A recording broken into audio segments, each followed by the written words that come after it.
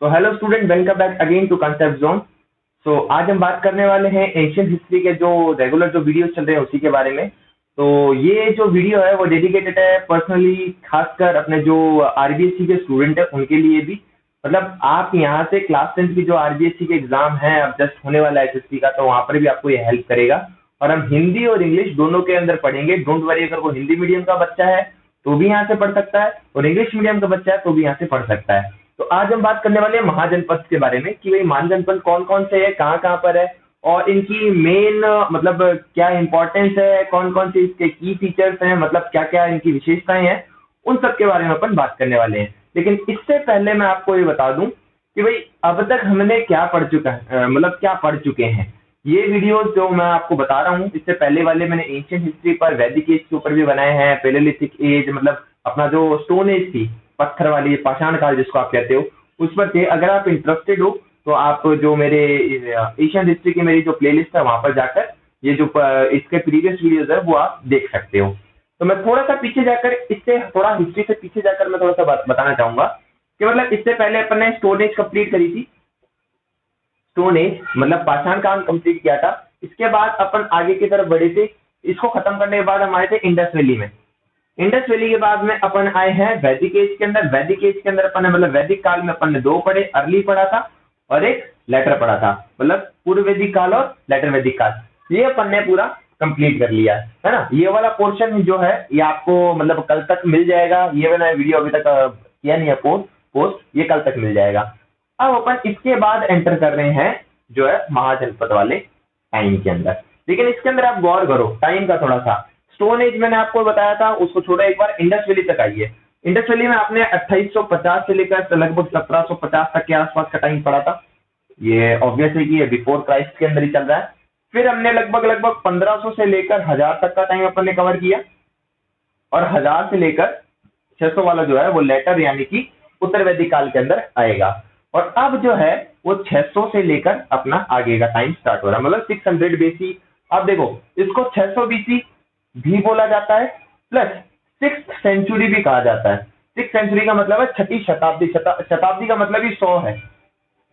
छठा 100 होने का मतलब क्या हुआ, मतलब 6 और 100 600 है ना, इसलिए इसको 6th सेंचुरी भी कहते हैं। टाइम स्केल में आपको थोड़ा सा और एक बार बता दूं कि बिफोर क्राइस्ट और एडी का मतलब क्या है। हम अभी चल रहे हैं एडी के अंदर, आफ्टर डोमिनो, है ना। ये एडी है, ये 2020 जो है, अगर आप इसको चाहो तो 2020 एडी भी लिख सकते हो, ठीक है, कोई प्रॉब्लम वाली बात नहीं है। और ये है जीरो, है ना, इसे जीरो कहते हैं। ये मैं हर लेक्चर के अंदर बताता हूँ, क्यों, ताकि एक बार अगर आपने पीछे वाला लेक्चर नहीं देखा तो भी आपको समझ में आ जाए।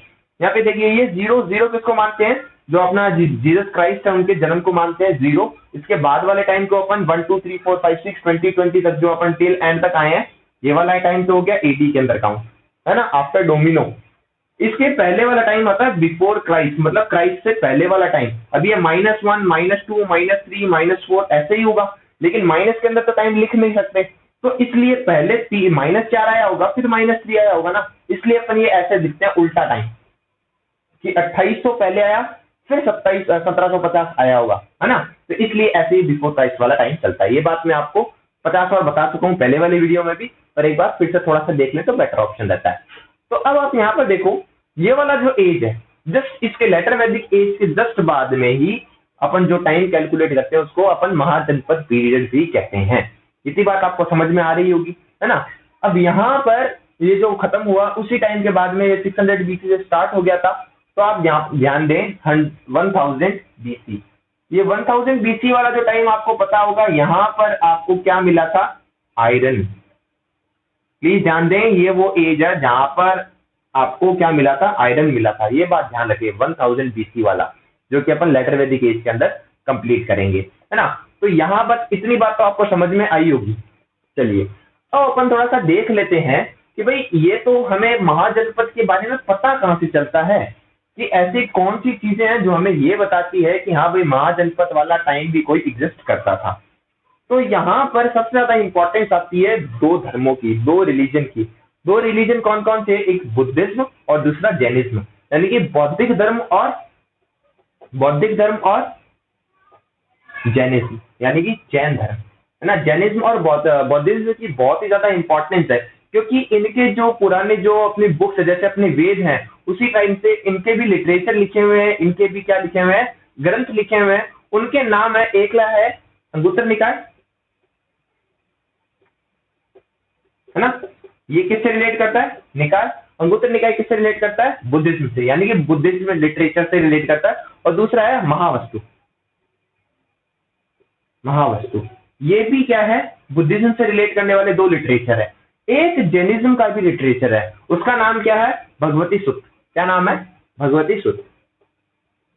भगवती सुत्त, ये हिंदी में भी यही कैसे कहते हैं, भगवती सुत्त ही कहते हैं। डोंट वरी, जो हिंदी वाले हैं वो सिर्फ सुने और सुनकर अपने नोट्स बना सकते हैं, और इंग्लिश वाले यहाँ से नोट भी कर सकते हैं। हालांकि मैं मानता हूँ उनके लिए थोड़ा सा बेनिफिशियल है, बट कोई बात नहीं। मैं जो हिंदी में बोल रहा हूँ, हिंदी वाले लिख सकते हैं साथ के साथ कि भाई बौद्ध धर्म से रिलेटेड दो लिटरेचर हैं, दो ग्रंथ हैं। एक का नाम है अंगुत्तर निकाय, दूसरा नाम है महावस्तु। और जैन धर्म से एक रिलेट करता है जिसका नाम है भगवती सुत्त। यहां से हमें पता चलता है किसके बारे में, महाजनपद के बारे में। मतलब यहाँ पर महाजनपद का पूरा मतलब एक तरीके से डिस्क्रिप्शन मिलता है, इसकी एग्जिस्टेंस का पता चलता है कि हाँ भाई ये एग्जिस्ट करते थे उस टाइम के अंदर। इतनी बात आपको समझ में आई। अब क्या होता है, यहाँ पर इतनी बात समझने के बाद आपको ये भी तो पता रहना चाहिए कौन कौन से महाजनपद थे और कहाँ कहाँ पर एग्जिस्ट कर रहे थे, है ना। तो ये लगभग 16 महाजनपद है। कितने हैं, 16 महाजनपद। लेकिन आपको पता भी तो रहना चाहिए महाजनपद क्या होता है, महाजनपद का भी तो पता रहना चाहिए था। तो आप ये सोचो, अपन ने देखा था वैदिक एज।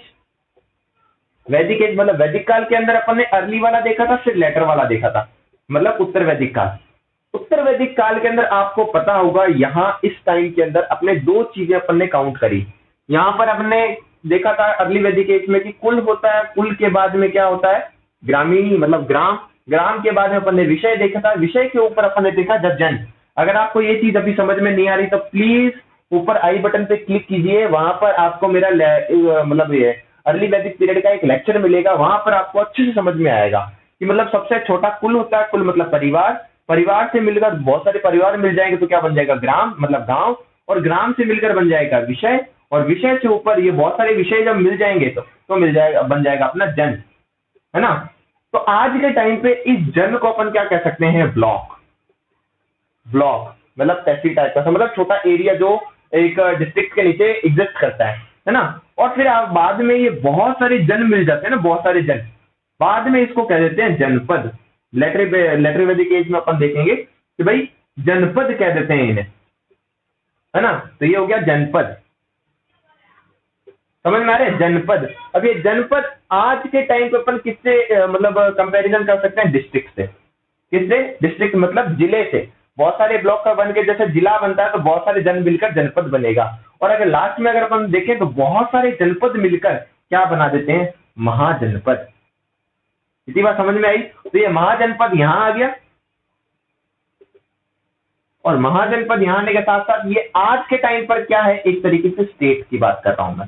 तो जैसे आज के टाइम पर कितने स्टेट है अपने यहाँ पर, कितने स्टेट है यहाँ पर, 29, है ना। जैसे आज 29 स्टेट्स हैं, है ना, सॉरी 29, हाँ 29 स्टेट्स है और अपनी बाकी यूटीज हैं। वैसे उस टाइम पर कितने स्टेट हुआ करते थे, फॉर एग्जांपल अगर मैं कंपैरिजन की बात करूं तो 16।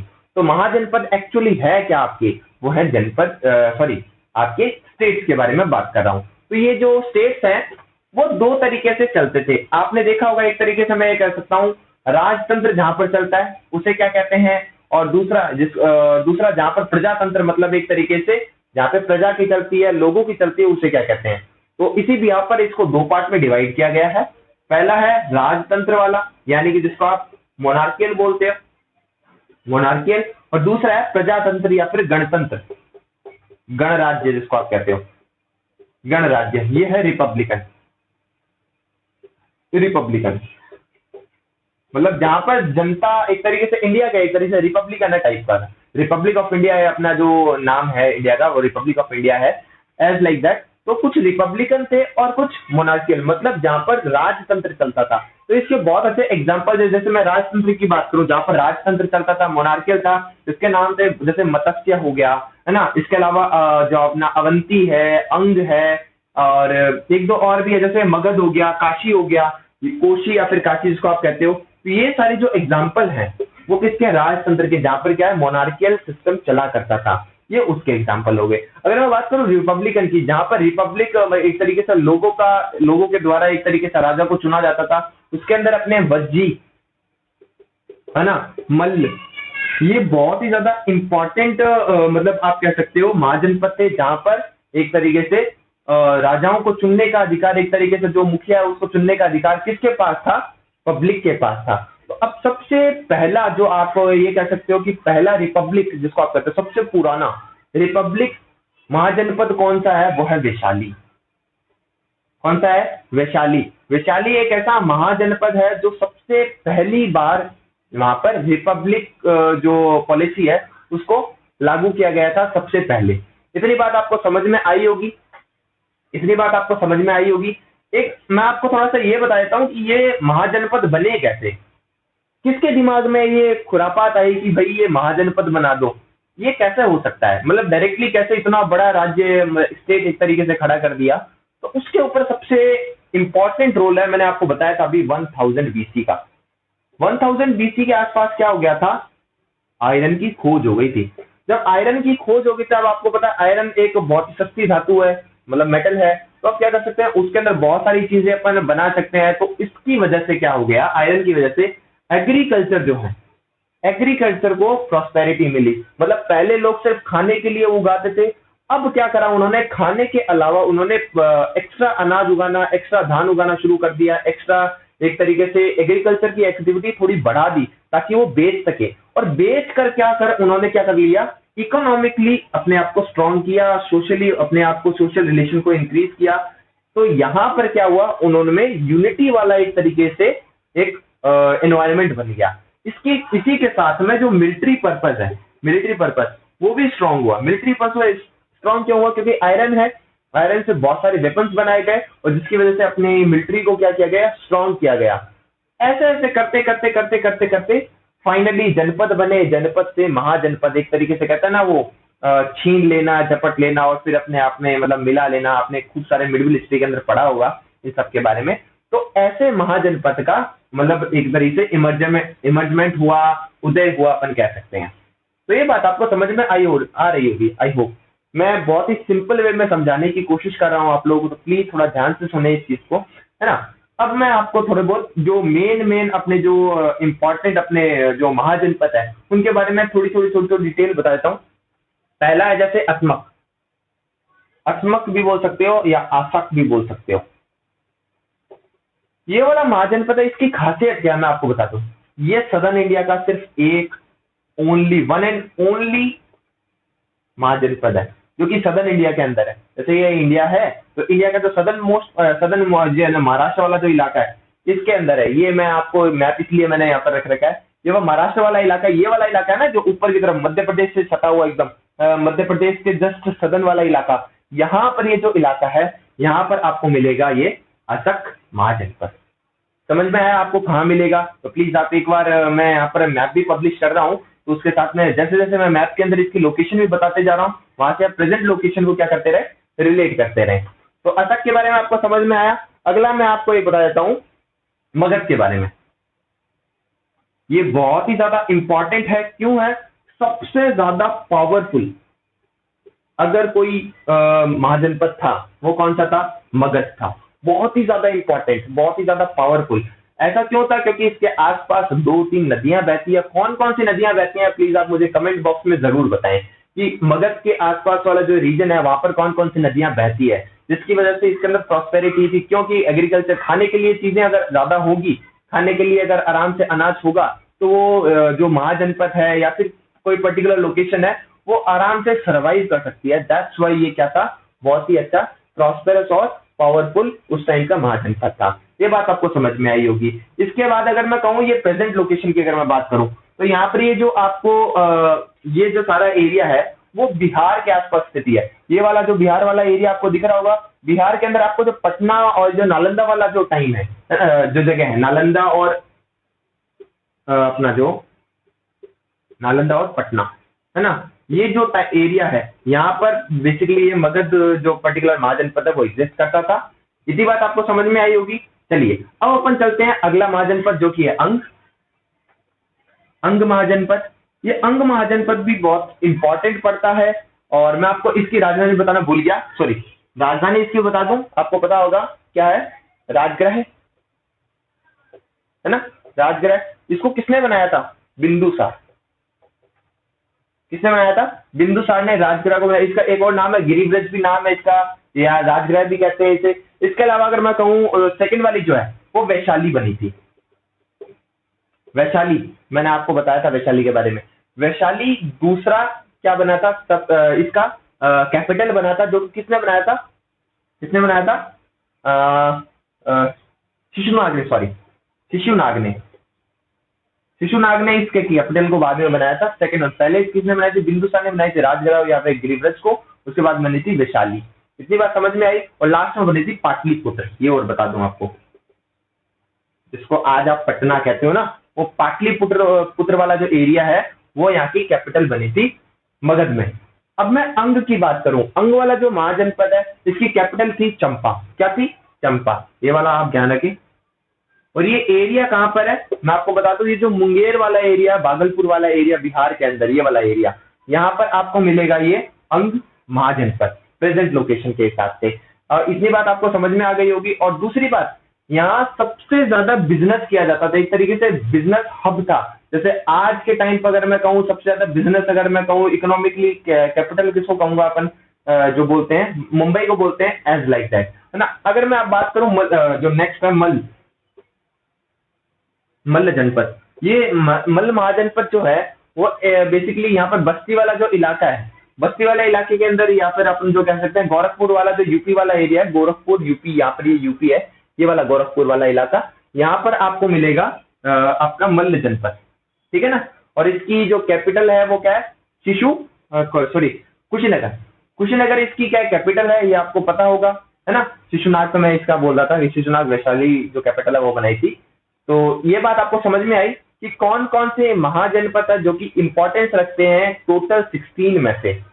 नेक्स्ट लेक्चर अपन लेकर आएंगे कि अपने जो राजस्थान के अंदर जैसे मत्स्य है ना, अपना जो शूरसेन है ये, और इसके अलावा अपना जो और भी बहुत सारे जनपद, 2 और जनपद हैं, एक बच गया अपना जांगल और दूसरा बच गया शिवी।